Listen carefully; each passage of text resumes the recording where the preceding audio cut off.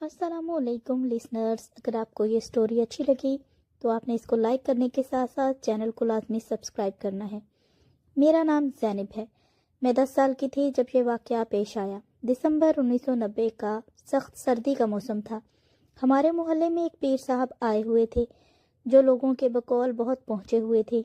इनकी दुआ में बड़ा असर था। क्या मर्द क्या औरतें, सबकी ख्वाहिश थी कि किसी न किसी तरह पीर साहब के हाथ चूमने का मौका मिल जाए। पीर साहब रोज़ाना रात को मोहल्ले के किसी एक घर में क़याम करते और वो घर वाले खुद को खुशकिस्मत समझते थे। वहाँ पर इनकी खूब खिदमत सेवा की जाती थी। फिर एक रात हमारे घर वालों को पीर साहब की खिदमत का मौका मिल गया। मेरी वालिदा खुशी से फूले नहीं समा रही थी।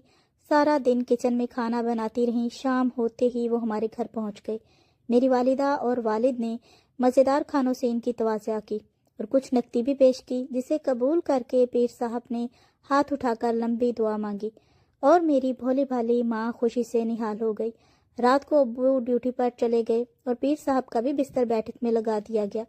जब सोने का वक्त आया तो पीर साहब ने मेरी अम्मी से कहा कि सोने से पहले मुझे टांगे दबवाने की आदत है, वरना मुझे नींद नहीं आती। अम्मी ने झट से मुझे हुक्म जारी कर दिया कि बेटी, बाबा जी की टांगे दबा दो, और खुद कमरे से बाहर निकल गई। अब मेरा कोई भाई तो था नहीं, इसलिए ये इंतहाई अहम फरीज़ा मुझे सौंप दिया गया।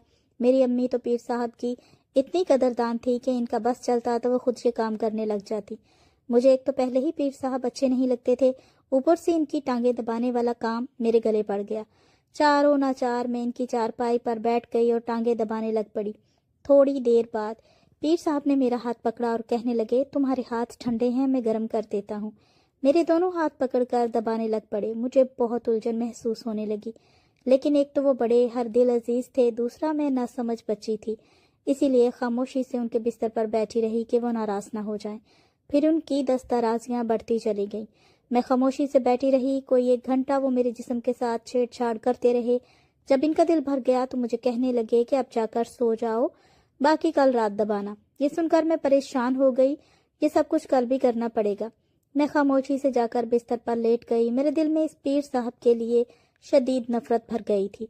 मुझे इस शख्स का असली चेहरा पता चल गया था, जिसको सब सर आंखों पर बिठाते थे, लेकिन मैं चाहकर भी कुछ नहीं कर सकती थी। फिर अगले दिन सारे मोहल्ले में बात फैल गई कि पीर साहब मुसलसल दूसरी रात भी खिदमत का मौका हमारे घर वालों को देना चाहते हैं। मैं समझ गई थी कि पीर साहब की नज़र मुझ पर है।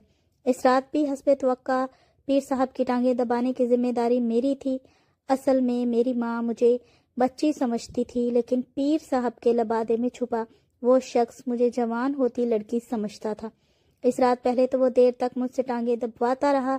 जब इसने देखा कि मेरी माँ सो गई है तो मुझे कहने लगा कि तुम थक गई होगी, थोड़ी देर यहाँ बिस्तर पर लेट जाओ, मैं तुम्हारी टांगे दबा देता हूँ। मैंने इनकार में सर हिला दिया, लेकिन वो कहाँ मानने वाला था। मुझे खींचकर अपने साथ बिस्तर पर डाल लिया और मेरे जिस्म को छूने लगा। मैं समझ गई कि कल तो बच गई थी, आज बचना मुश्किल है।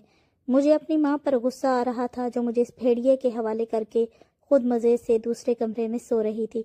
मैंने भागने का सोचा, लेकिन इस शैतान की गिरफ्त के आगे मैं खुद को ऐसी चिड़िया समझ रही थी जिसको किसी ताकतवर बाज ने दबोच रखा हो।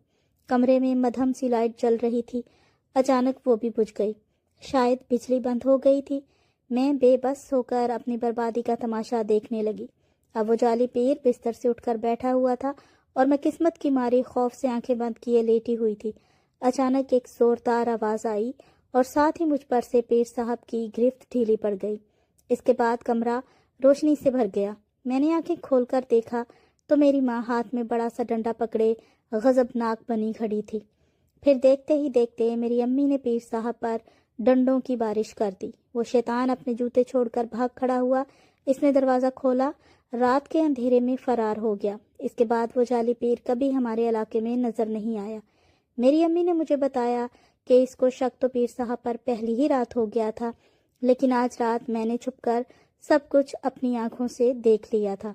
मेरी अम्मी ने खुद ही घर की लाइट बंद की थी ताकि पीर साहब को डंडा पड़ने से पहले संभलने का मौका न मिल सके। फिर मुझे गले से लगाकर कहने लगी कि मेरी बेटी, ये सब कैसे मुमकिन है कि औलाद मुसीबत में हो और माँ को खबर ना हो। मैं माँ की गोद में बैठे रोए जा रही थी। अगर आपको کہانی اچھی لگی ہے تو لائک کیجیے گا اور چینل کو سبسکرائب کیجیے گا۔